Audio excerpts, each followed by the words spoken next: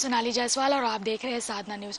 आज हम बात करेंगे सीजीपीएससी एग्जाम को लेकर के, जिसके साथ हमारे साथ जुड़े हुए हैं रजत अग्रवाल जी। रजत अग्रवाल जी, इस कार्यक्रम में आपका बहुत बहुत स्वागत है।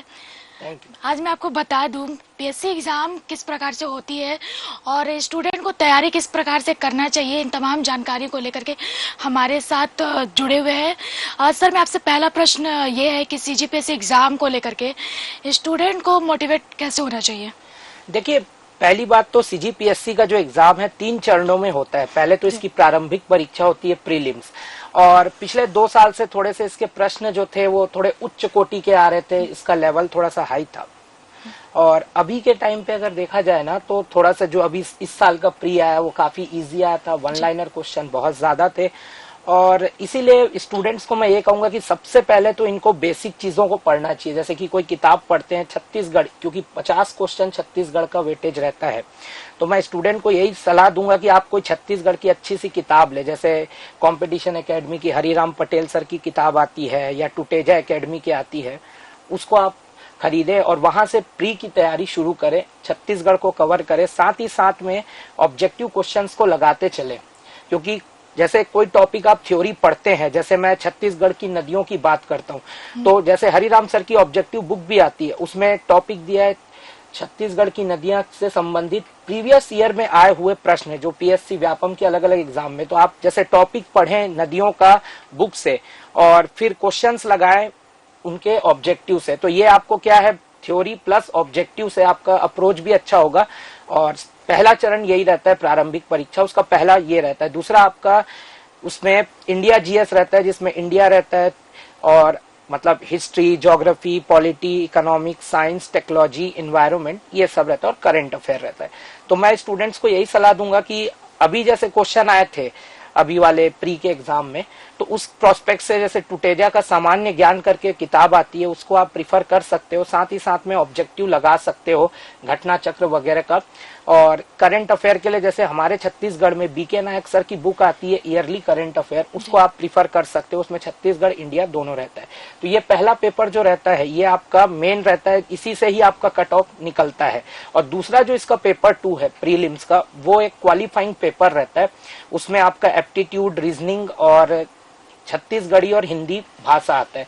तो हिंदी छत्तीसगढ़ी भाषा के लिए तो विनय पाठक सर की बुक आती है स्पेसिफिकली, उसको प्रीफर कर सकते हैं। और वाईफाई स्टडिंग यूट्यूब चैनल को अगर आप प्रीफर करते हैं, या आर्यभट्ट की बुक आती है छत्तीसगढ़ की, जिसमें एप्टीट्यूड और रीजनिंग के क्वेश्चन रहते हैं, तो उसको प्रीफर करने से अब काफी क्लियर हो सकता है स्टूडेंट्स को। साथ ही टेक्स्ट बुक ऐप करके आता है एक प्ले स्टोर में ऐप, वहां से आप टेस्ट सीरीज लगा सकते हैं, क्योंकि कई बार वहां से क्वेश्चन रिपीटेड आते हैं पीएससी और व्यापम के एग्जाम्स में।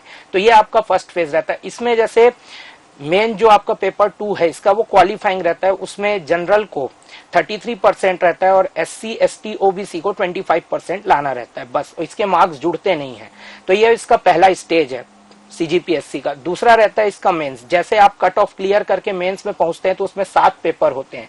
चूंकि अब हमारी छत्तीसगढ़ में सरकार परिवर्तन हुई है, और इन्होंने घोषणा की है कि सीजीपीएससी के एग्जाम को यूपीएससी के तर्ज पे किया जाएगा। तो अगले जो पीएससी है उस पर क्या चेंजेस होंगे, इस पर अभी कुछ कह नहीं सकते। लेकिन अभी फिलहाल जो मेंस होने वाला है, जो जून जुलाई में जो होगा, उसमें 7 पेपर है। तो उसके लिए यही कहूंगा कि जैसे पेपर 1 लैंग्वेज है, तो हिंदी, उसके लिए विनय पाठक सर की बुक बहुत अच्छी है, वहां से बहुत क्वेश्चन आते हैं। और इस बार पेपर इजी आने का भी अनुमान है, एक संभावना है।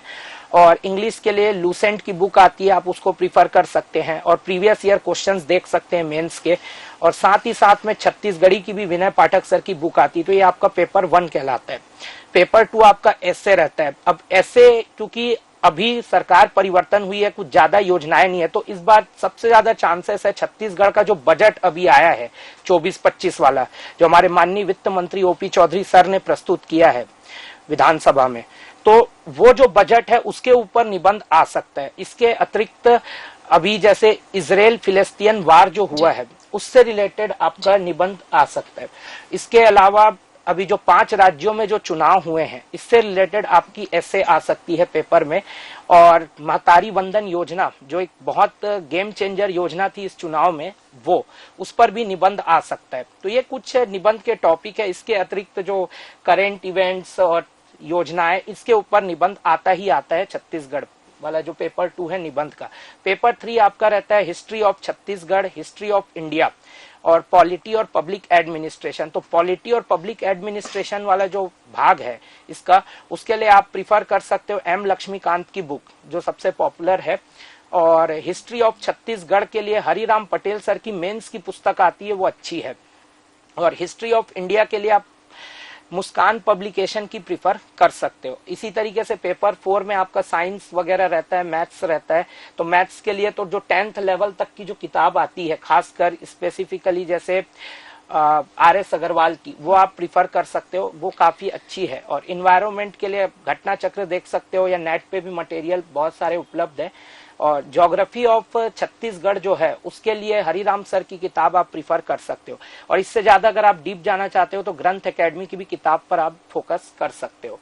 तो ये आपका कवर कर देगा। ज्योग्राफी ऑफ इंडिया जो पेपर 5 में आता है, उसके लिए आप कोई भी ऑथर की पुस्तक प्रिफर कर सकते हैं जो परमानेंट ज्योग्राफी लिखते हैं, जैसे बंसवाल सर की बुक आती है, वो भी आप प्रिफर कर सकते हैं। या फिर आप मुस्कान पब्लिकेशन भी उस पर फोकस कर सकते हैं। और इसी तरीके से जैसे पेपर 6 जो होता है सोशियोलॉजी, फिलोसॉफी, तो इसके लिए दिल्ली IAS का प्रिंटेड नोट्स आता है, उसको आप प्रिफर कर सकते हैं। और सोशल एस्पेक्ट ऑफ छत्तीसगढ़ जो है उसके लिए ग्रंथ एकेडमी की किताब आप प्रिफर कर सकते हैं। और आखिरी पेपर है करेंट इवेंट्स वाला जो पेपर 7 है, जिसमें एक्ट लॉ है। इसके लिए मैं तो यही सजेशन दूंगा कि आप इंटरनेट का यूज करें, क्योंकि यही गेम चेंजर रहता है। इसी में स्टूडेंट्स के मार्क्स कम होते हैं, जो पिछले 3-4 सालों से देखा गया। 2017 में ये ऐड हुआ था, 17 के बाद 18 से।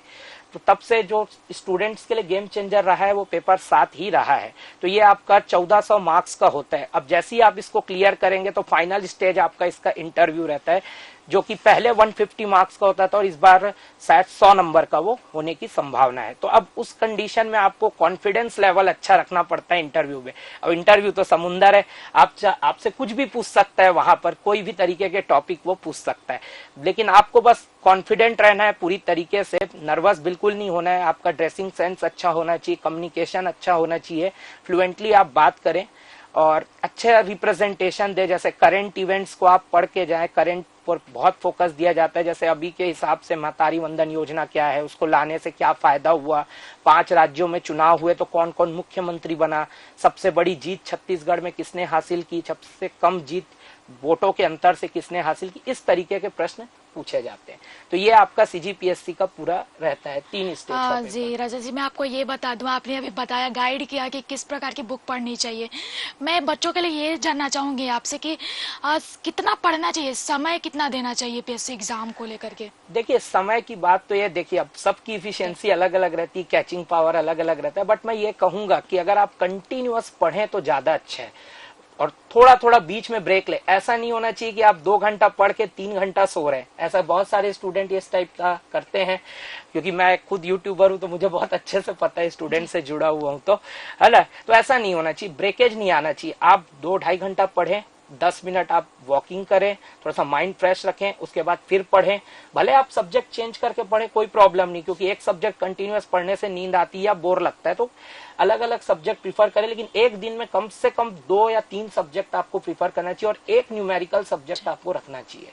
ये मेरा पर्सनल सजेशन है इसमें, कंटिन्यूअस। और आप चाहो तो इसके लिए, जैसे कई लोग चेयर भी यूज करते हैं, तो अच्छी वाली गद्दे वाली चेयर ले ले तो ज्यादा अच्छा। उससे क्या है, कंफर्टेबल लगता है, नहीं तो कोई तकलीफ ना हो। बैठते नहीं बनता कंटिन्यूअस कई लोगों को। तो जी मैं आपसे ये पूछूंगी कि PSC एग्जाम में कट ऑफ कितना जाना चाहिए। लोगों को लगता है कि नंबर कितना है तो मैं पास कर जाऊँ, इसको लेकर वो तो मैडम पेपर के ऊपर डिपेंड करता है। देखिए अब 2021 की मैं बात करूं, जो सबसे कठिन PSC का प्री था आज तक के इतिहास का, तो उसमें कट ऑफ जनरल का समथिंग अराउंड 75-76 के आसपास गया था मार्क्स, जो कि सबसे लोवेस्ट था इतिहास का आज तक का। और इस बार चूंकि पेपर सरल आया तो थोड़ा सा ज्यादा जाने की संभावना है। 2022 वाला पेपर उससे इजी आया था 2021 से, तो 92-93 के अप्रोक्स कट ऑफ गया था। तो कट ऑफ डिपेंड करता है पेपर के लेवल के ऊपर और बच्चों की एक्यूरेसी के ऊपर। अब इस बार का पेपर बहुत इजी था, 1-लाइनर क्वेश्चन थे, बेसिक क्वेश्चन थे, तो 120 प्लस अगर कोई जनरल ओबीसी का बच्चा अगर ला रहा है तो वो सेफ फील करेगा। जैसा कि इसमें प्रीलिम्स में इतना लाना है तो मेंस की तैयारी करेंगे, मेंस में कितना नंबर आना चाहिए इसको लेकर के। हाँ, अब देखिए मेंस का ऐसा है कि उसमें ऑब्जेक्टिव ओरिएंटेड नहीं रहता, रिटर्न रहता है। लेकिन मेंस का अनुमानित अगर आप देखोगे ना, तो अगर आप क्लास 2 पोस्ट उठाना चाहते हो पीएससी का, तो मिनिमम गिरे से गिरे हालत में आपको 750 के अराउंड मार्क्स रखना चाहिए। और ऐसे अगर आप देखोगे कोई भी पोस्ट अगर आप चाहते हो पीएससी में, तो मिनिमम 700 के आसपास पोस्ट नंबर आपके होने चाहिए अगर देखा जाए तो। उसके बाद फिर इंटरव्यू आपके लिए गेम चेंजर रहता है, वहां पे आपका रिप्रेजेंटेशन, आपकी आखिरी मेहनत। हाँ जी, मैं आपसे ये जानना चाहती हूँ कि कोई भी स्टूडेंट जो है लगातार तैयारी करता है तो बीच में क्या होती है वो घबरा जाता है, तो वो घबराए ना और मोटिवेट होकर के, उसके लिए क्या करना चाहिए? देखिए उसके लिए मैं एक ही एडवाइस दूंगा कि आप सबसे ज्यादा सेल्फ मोटिवेशन लाए अपने अंदर। आप लोगों से देखे दूसरी दुनिया को, ना कि आप ज्यादा लोगों से इंटरेक्शन करें जो नेगेटिविटी फैलाते हैं कि अरे तुम तो एग्जाम निकाल नहीं पाए, तुम्हारा हो नहीं पाए। ऐसे लोग से अगर आप मिलते हो तो ये आपका मनोबल तोड़ता है। उसके बजाय आप उनको देखो जो आपसे पीछे हैं, जो तैयारी कर नहीं पाते। जैसे कई गरीब लोग हैं तो वो अपना कोई ठेला चला रहे, कोई कुछ चला रहे, तो आप उनको देखो यार कि नहीं, हम इनसे अच्छी सिचुएशन में, हमको और एक बार मेहनत करना चाहिए। आप गैप को कम करो, रैंक तक कम करने की कोशिश करो, तो एक ना एक बार तो आपको सफलता जरूर मिलेगी।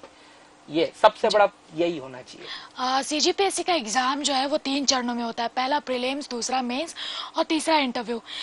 प्रीलिम्स और मेंस तो लोग निकाल लेते हैं, कई कई लोग जो होते हैं इंटरव्यू में फंस जाते हैं। इंटरव्यू के लिए गाइड कीजिए लोगों को। जी देखिए, इंटरव्यू तो सबसे पहली चीज आपका कॉन्फिडेंस होता है कि आप, और दूसरा चीज आपका ड्रेसिंग सेंस कैसा होता है। अब कई लोग इंटरव्यू में बैठते हैं तो पैर कांपने लगता है, तो इंटरव्यू पैनल वहां 4-4 लोग बैठते हैं, जैसे एक पैनल में 4 लोग। मैंने एक इंटरव्यू दिया था आईटीआई प्रिंसिपल का, सीजीपीएससी का, प्राचार्य वर्ग 1 वर्ग 2 2022 में, तो मेरे पैनल में 4 लोग थे जिसमें एक पैनल के हेड थे। तो वो मैंने जो एक्सपीरियंस किया तो उसमें मुझे दिखा कि वो लोग हर चीज ऑब्जर्व करते हैं कि सामने वाला इंसान जो इंटरव्यू देने आया है वो कितना नर्वस है, कहीं कॉन्फिडेंट है या नर्वस है। तो आप पहले कॉन्फिडेंट रहें, आपका बैठने का ढंग अच्छा होना चाहिए, आप स्ट्रेट हो, ऐसा नहीं लगना चाहिए कि आप बिल्कुल नर्वस हो। तो पहला तो चीज ये है। अब उसके बाद जैसे कोई सवाल पूछे, अभी जैसे बीच में एक सुना था मैंने किसी के मुंह से कि इंटरव्यू में पूछा गया था कुछ सवाल, तो वो बता नहीं पाया था तो नर्वस हो गया था। फिर उससे पूछे कि नोबेल प्राइज किसके नाम पे दिया जाता है, तो वो हड़बड़ी में नहीं, जबकि ये सबसे आसान सवाल है कि किसके नाम पे नोबेल प्राइज दिया जाता है। तो आप अगर एक बार वहां नर्वस हुए तो फिर आपके जो रेंज के क्वेश्चन है वो भी आपसे छूटेंगे।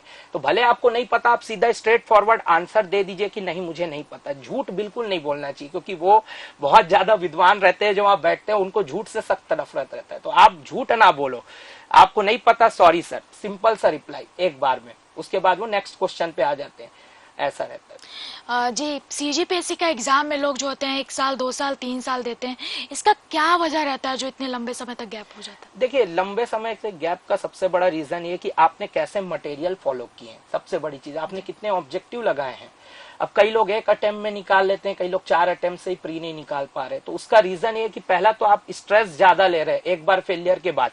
अब जैसे इस बार का प्री हुआ, कई बच्चों के मार्क्स नहीं आ रहे, वो नर्वस हो गए, वो छोड़ दिए कि नहीं अब हमसे नहीं हो पा रहे करके, एक बार में उनका दम टूट जाता है। तो ये सबसे गलत चीज है। आप फिर से शुरू करो जीरो से, आपका तैयारी अभी हुआ था, आप चलो किसी कारणवश आप नहीं निकाल पा रहे हो, आप उसको कंटिन्यू करो ताकि आपके दिमाग में रहे, ताकि ये पुरानी चीज आपके दिमाग में रहनी चाहिए, तो आप नया चीज आप कैच कर सको। तो इससे क्या है, वो पुराना प्लस नया मिक्स होगा ना, तो उसके साथ में फिर आप अगला जो अटेम्प्ट करोगे उसमें आपको सक्सेस जरूर मिलेगी। और ये जो 3-4 साल जिनको लगता है ना, यही ब्रेकेज इनके लिए सबसे ज्यादा नुकसानदायक रहता है, इसी वजह से इनका नहीं हो पाता।